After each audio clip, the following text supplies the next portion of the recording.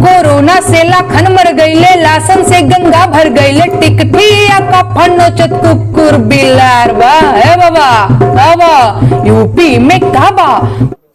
जो double engine की सरकार है, केवल एक बिहार से गाना आया था उससे घबरा गई। कहो तो प्ले करा दूं मैं आपके लिए, कहो तो मैं प्ले कर दूं। अगर आप हाँ कहो तो मैं प्ले कर सकता हूं आपके लिए। मंत्री के बेटवा बड़ी रंगदार बा, मंत्री के बेटवा बड़ी रंगदार बा, किसानन के छाती पे रंगत मोटर कार बा। ए चौकीदार बोला के जिम्मेदार बा काबा यूपी में काबा। नहीं ऐसे नहीं, अभी नहीं। उनके जो मैंने पहले भी कहा, उनके बहान में जो चलेगा वो सब झूठ होगा। और इसलिए कि जब विज्ञापन इन्होंने झूठ के डाले थे, आपको याद होगा, फ्लाईओवर बंगाल का था, चीन का एयरपोर्ट था, जो फैक्ट्रियां दिखानी थी तो अमेरिका की थी। कम से कम इन्हें बताना चाहिए जो इन्वेस्टमेंट मीट हुई थी दो, एक डिफेंस की और एक उससे पहले, तो आखिरकार उत्तर प्रदेश में क्या इन्वेस्टमेंट आया। और जो बरेली के झुमके की बात की थी, बरेली की इंडस्ट्री के लिए क्या सपोर्ट किया है, या कोई नया कारखाना उद्योग आया हो तो बताइए। बगल में जिला है मान लीजिए कोई दूसरा, उसमें क्या आया है, पीलीभीत में क्या आया है, बदायूं में क्या दिया सरकार ने, फिरोजाबाद में क्या किया, रामपुर में क्या किया, मुरादाबाद में क्या नया किया, सहारनपुर में कौन सा बड़ा फैसला ले लिया, मुजफ्फरनगर में कौन सा नया कारखाना लगाया, गाजियाबाद के कारखाने बेच दिए, बंद हो गए, खत्म हो गए। वन डिस्ट्रिक्ट वन प्रोडक्ट में किस प्रोडक्ट के लिए क्या बजट दिया है, क्या है वो वन डिस्ट्रिक्ट वन प्रोडक्ट का प्रोजेक्ट।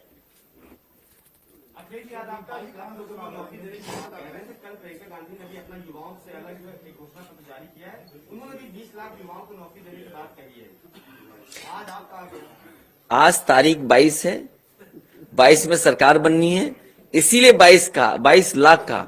लेकिन अगर आईटी सेक्टर में ठीक से काम किया जाएगा, इसलिए मैंने केवल एक जगह का उदाहरण दिया आपको। आईटी हब लखनऊ में कई जगह बन सकते हैं, बरेली में बन सकता है, आगरा में बन सकता है, गाजियाबाद में, नोएडा में पहले से है। तो अगर कोशिश की जाए तो कई जगह आईटी सेक्टर में, आईटी सेक्टर से जुड़ी हुई आईटी सर्विसेज कितनी है। और आप देखिए आज आप ऑनलाइन कंडे मंगा सकते हो, ऑनलाइन आप भैंस गाय खरीद सकते हो। तो आईटी किस क्षेत्र में नहीं पहुंच गया है। कितने ऐप्स बन रहे हैं, स्टार्टअप ऐप्स देखिए कितने बनाए जा रहे हैं। याद कीजिए हमारी सरकार में सबसे फैसला लिया था कि स्मार्टफोन दिए जाएंगे। अगर सरकार की नीयत साफ होती तो 1 करोड़ से ज्यादा उस समय भी रजिस्टर हो चुके थे बच्चे जो फ्री स्मार्टफोन पाते। लेकिन सरकार ने 5 साल नहीं दिए स्मार्टफोन।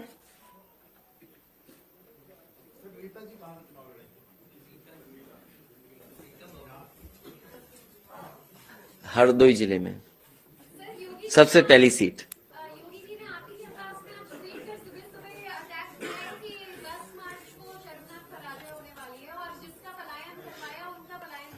मैं आपसे कहूंगा कि मुख्यमंत्री जी को वो गाना सुनवा दीजिए जो अभी भी गाना सबसे ज्यादा सुना जा रहा है।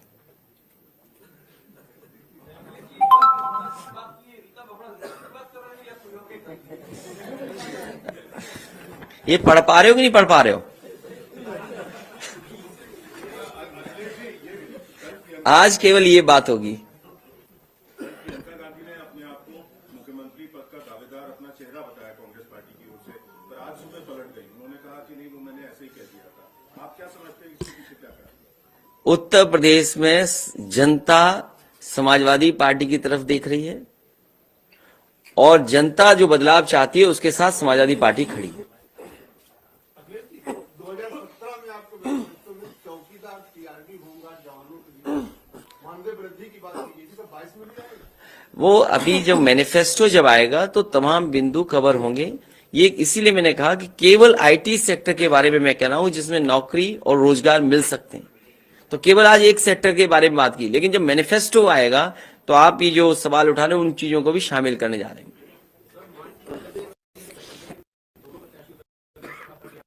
नहीं मार्च का अगर कहीं और देख लेंगे।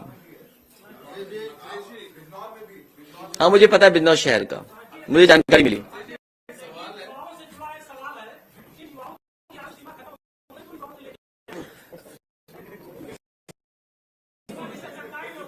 आपको अपनी हालांकि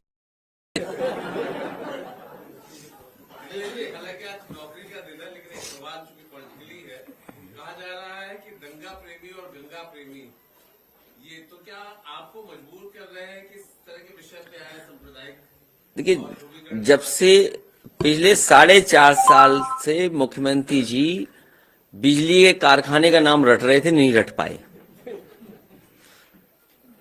इसलिए उनके पास जो शब्द हैं, जो रटे हैं, वही बोल सकते हैं वो।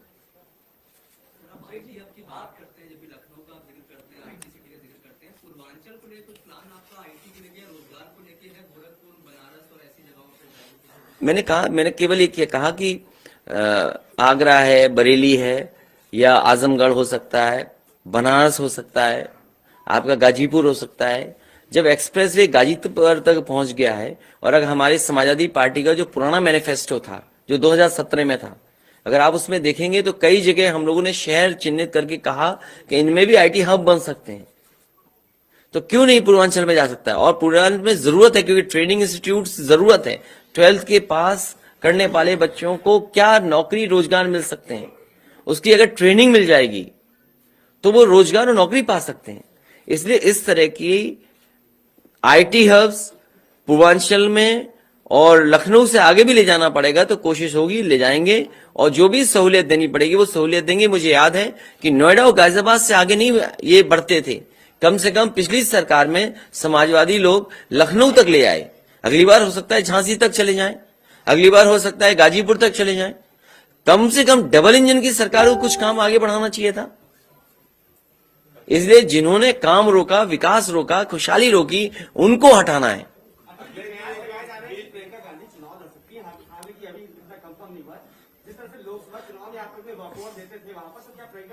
समाजवाद है एक आदमी से एक ही सवाल।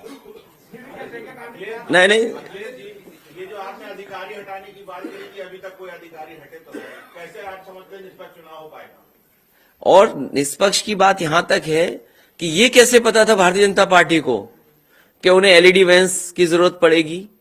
उन्हें कैसे पता था कि उनके पास ऐसे व्यवस्था हो जहां से वो डायरेक्ट स्पीच दे सकें मिनिस्टर्स के घरों में या उनके संगठन के लोगों में? इसका मतलब उन्हें पहले जानकारी थी, इसीलिए उन्होंने सब तैयारी कर ली थी। ये आरोप हमारा है, और केवल अधिकारियों का नहीं, बहुत सारी जानकारी भारतीय जनता पार्टी को पहले ही पता लग जाता है। और हमारी कोशिश होगी और लगातार शिकायत करेंगे कि ऐसे अधिकारी या ऐसे लोग जो बैठे हुए, जो भारतीय जनता पार्टी के बनकर के काम कर रहे थे, वो हटाए।